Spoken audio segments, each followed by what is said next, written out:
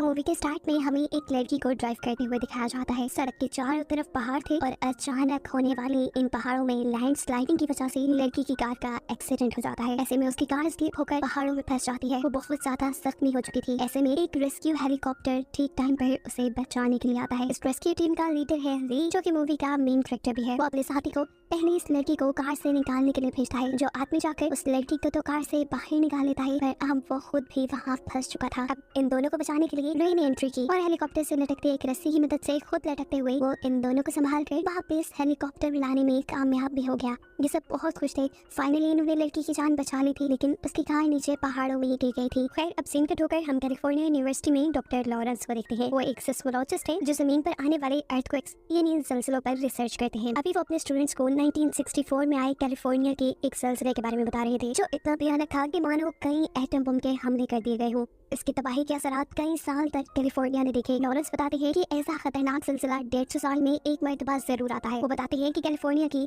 Saint Andrews की fort line बिल्कुल जमीन की टेक्टोनिक प्लेट्स के ऊपर है, यानी कि अर्थक्वेक का खतरा इस जगह पर सबसे ज्यादा है। थोड़ी देर बाद हमें दिखाया जाता है कि जब डॉक्टर लॉरेंस अपने ऑफिस में थे, तब उनके एक कलीग उनके पास आते हैं और उन्हें बताते हैं कि अभी एक ज़लज़ला आया है। ये लोग फौरन अपना काम छोड़कर उस ज़लज़ले की शिद्दत को नापने के लिए चले जाते हैं। ये दोनों जाते हैं एक बहुत बड़े डैम के ऊपर, जहाँ से भी इस अर्थक्वेक की शिद्दत को नापता था। और जब ये लोग ये काम कर रहे थे, एकदम से इनकी मीटर के ऊपर वेव्स चेंज हो जाती हैं। वेव्स का इतनी तेजी से बढ़ जाना खतरे से खाली नहीं था। इससे पहले कि लोग कुछ सोचते या करते, यहाँ एक बहुत ही भयानक ज़लज़ला आ जाता है। असल में वेव्स का बढ़ना ज़लज़ला आने की एक निशानी थी। सभी लोग अपनी जान बचाने के लिए वहाँ से भागते हैं। डॉक्टर लॉरेंस के कलीग भी जान बचाने के लिए यहाँ से भाग रहे होते हैं। उन्हें तभी वहाँ डैम में फंसी हुई एक बच्ची नजर आ जाती है, जिसकी जान बचाते हुए वो जैसे ही आगे बढ़ते हैं तो एक और बड़ा ज़लज़ले का झटका उन्हें वहीं रोक देता है। वो उस बच्ची को बचाने के लिए डॉक्टर लॉरेंस की तरफ गिरा देते हैं और तभी आने वाला एक और भयानक झटका उस पूरे डैम को बर्बाद कर देता है, जिसमें डॉक्टर लॉरेंस के साथ ही मारे जाते हैं। सीन कट होकर हम देखो देखते हैं जिसे इमरजेंसी में उसे डैम पर आने का मैसेज मिला है, जिस डैम के ऊपर वो ज़लज़ला आया था। बहुत से लोग वहाँ फंसे हुए थे। जाने से पहले नायक अपनी बेटी को बाय कहता है, जो कि आजकल अपनी मोम के साथ रहती थी,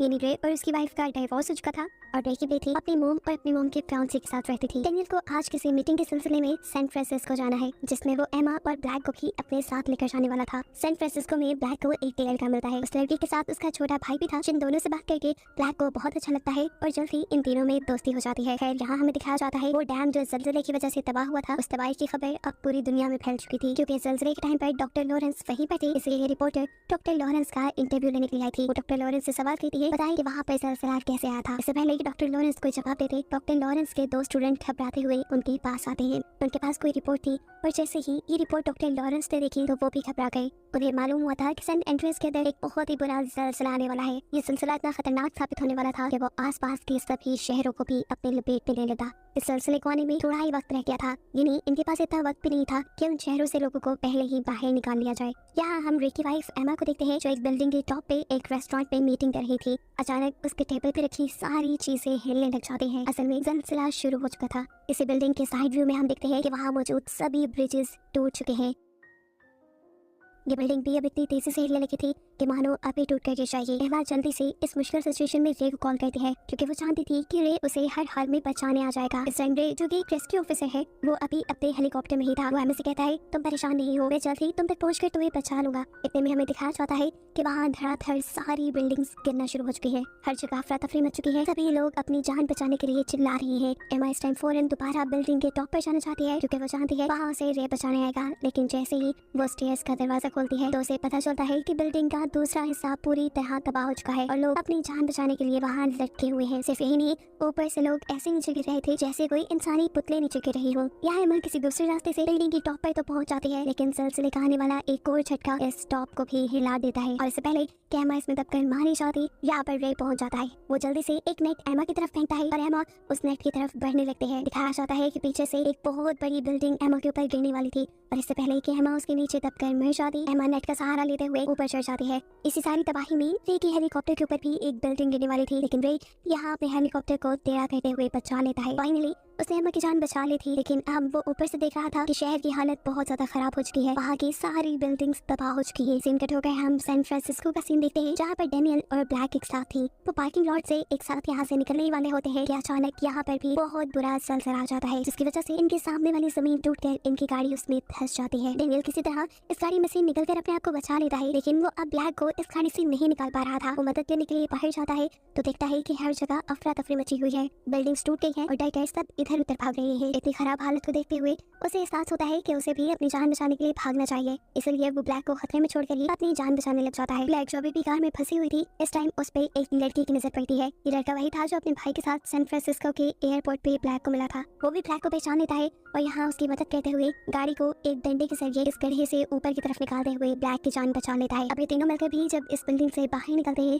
तो शहर की तबाही देखकर इनके भी होश उड़ चुके थे। भागते हुए मुश्किल से ब्लैक एक ऐसी जगह पहुंचती है जहाँ उसे एक फोन मिल जाता है। यहाँ से वो अपने डैड को कॉल करती है और कहती है, प्लीज डैड मुझे बचा ली, शहर की हालत बहुत खराब हो गई है। जवाब में कहता है, घबराओ नहीं, तुम ऐसा करो कि किसी ऊंची जगह पे चले जाओ, मैं जल्दी तुम्हें बचाने आ रहा हूँ। फौरन ही अब सैन फ्रांसिस्को के लिए निकल जाता है, जबकि सैन फ्रांसिस्को में हम देखते हैं कि ज़लज़ले के झटके अब रुक चुके थे। सभी लोग सेफ जगह की तलाश में थे, लेकिन यहाँ डॉक्टर लॉरेंस के जरिए हमें मालूम होता है कि सैन फ्रांसिस्को में ज़लज़ले के झटके सिर्फ कुछ ही देर के लिए रुके थे। असल में वहाँ अब इससे भी भयानक ज़लज़ला आने वाला था। अभी उनका ये कहना ही था कि सीन एक और मरतबा सैन फ्रांसिस्को में शिफ्ट हो जाता है, जहाँ वही बुरा और भयानक ज़लज़ला आ चुका है। एक ही झटके ने बिल्डिंग्स को ऐसे गिराया जैसे वो रेत की बनी हो। सभी लोग अपनी जान बचाने के लिए यहाँ दीवारों के साथ चिपक कर खड़े हो जाते हैं। इस टाइम पे यहाँ डेनियल भी था, एमा का फियांसी, जो लोगों को जब दीवार से चिपका हुआ दिखता है तो एक आदमी को वहाँ से खींच के गिराकर खुद वहाँ खड़ा हो जाता है। हवा के अंदर रे और एमा जो कि हेलीकॉप्टर में थे, एकदम से हेलीकॉप्टर का फ्यूल खत्म होने पर उनका हेलीकॉप्टर भी एक मॉल के अंदर क्रैश हो जाता है, लेकिन यहाँ उनकी अच्छी किस्मत की दोनों की जान बच गई थी।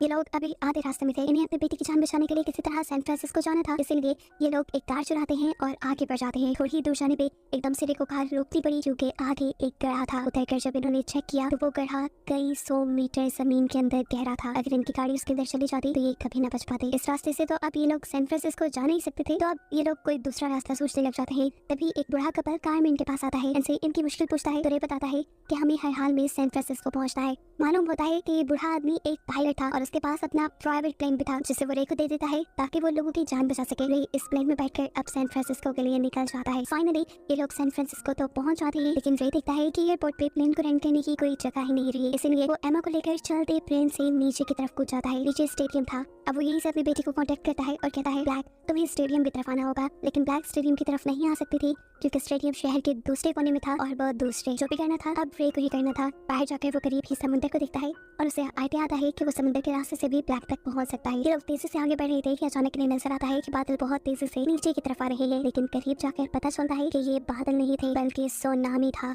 समुद्र में आने वाला तूफान, जिसकी बहुत बड़ी सी लहर बहुत सारी बोट्स को अपने लपेट में ले चुकी थी। लेकिन रे जो कि एक रेस्क्यू ऑफिसर था, उसे ये सिचुएशन अच्छे से हैंडल करना आती थी। वो अपनी बोट की स्पीड फुल कर लेता है और इस लहर के ऊपर से गुजर जाता है। लेकिन यहाँ भी मुसीबतें कम नहीं हुई, क्योंकि उन्हें नजर आया कि एक बहुत बड़ी सी शिप उनकी बोट को नुकसान पहुंचाने वाली थी। लेकिन रे अपनी बोट को तेजी से दूसरी तरफ मोड़ते हुए इस शिप से तो अपने आप को बचा लेता है, लेकिन हम उसके ऊपर के कंटेनर भी इन लोगों के ऊपर गिरने वाले थे। रे अपनी बोट को कंट्रोल करते हुए इन कंटेनर से भी बचकर आगे बढ़ जाता है। फाइनली ये लोग अब वहाँ पहुंच चुके थे जहाँ उनकी बेटी थी, लेकिन इन्हें यहाँ अपनी बेटी कहीं नहीं नजर आ रही, क्योंकि ब्लैक इस टाइम एक बिल्डिंग के अंदर है। ब्लैक ने अपने मॉम डैड को देख लिया था, वो इन्हें आवाज देती है, लेकिन खिड़की पे लगे हुए कांच की वजह से आवाज उन तक पहुंच नहीं पाती। ऐसे में ये लोग वापस आने लगे, लेकिन तभी एमा ने नोटिस किया कि उसके हाथ पे ग्रीन लेजर लाइट आ रही है। लोग पीछे मुड़कर देखते हैं तो फाइनली ये लोग ब्लैक को देख चुके थे। इससे पहले कि ये लोग आगे बढ़कर ब्लैक को बचा लेते, समुद्र में आया हुआ बुरा तूफान जो इस शहर को पहले से ही लपेट में ले चुका था, उसकी एक और लहर इस बिल्डिंग को तबाह कर देती है और ऐसे जिस फ्लोर के अंदर ब्लैक थी वो पूरा का पूरा फ्लोर पानी के अंदर डूब जाता है। ये देखते हुए रे फौरन पानी में जंप करके अपनी बेटी को बचाने के लिए निकल जाता है। ब्लैक का साथी भी एक स्टिक की मदद से ये कैबिन तोड़ने की कोशिश कर रहा था, लेकिन शीशा बहुत ही मजबूत था, उसके लिए करना नामुमकिन हो रहा था। और तब एमा उसे देखते हुए उसे साइड पे होने का इशारा करती है, क्योंकि अब वो अपनी बोट के जरिए तेजी से उस शीशे को तोड़ देती है। यहाँ हम देखते हैं कि रे भी अपनी बेटी को बचा चुका था। वो भी अपनी बेटी को पानी से बाहर इस बोट के ऊपर ले आता है, लेकिन ब्लैक इस टाइम बेहोश थी। रे उसे होश में लाने की कोशिश कर रहा था, जबकि एमा अपनी बोट के जरिए यहाँ से निकलने की कोशिश में थी, क्योंकि तूफान धड़ाधड़ बिल्डिंग्स को तोड़ रहा था। अब एमा जिस रास्ते से बोट को निकालने लगी थी, उसके ऊपर वाली पूरी बिल्डिंग भी टूटने वाली थी। इससे पहले कि बिल्डिंग टूटती, एमा फुल स्पीड करके अपनी बोट बाहर निकाल लेते हैं और यहाँ पे जो अपनी बेटी को बचाने की कोशिश में था वो दिखता है कि ब्लैक को भी होश आ चुका है। उसके होश में आने के बाद ये सब लोग यहाँ से निकल जाते हैं। कुछ देर बाद दिखाया जाता है कि ये भयानक ज़लज़ला भी रुक चुका था। समुद्र में तूफान भी इसी ज़लज़ले की वजह से आया था और अब वो भी रुक चुका है। ये पूरा शहर तबाह हो गया है और यहाँ रेस्क्यू टीम्स लोगों को बचाने के लिए आ चुकी हैं। रेने अपनी पूरी फैमिली के साथ साथ ब्लैक की दोस्त बेन और उसके भाई को भी बचा लिया था और इन्होंने यह फैसला किया था कि बेन भी अब उनके साथ ही रहने वाला है क्योंकि उसके पेरेंट्स सही थे और यहाँ ब्लैक भी उसे पसंद करने लगी थी। इन लोगों को सेफ और एक साथ दिखाते हुए ये कहानी यहाँ खत्म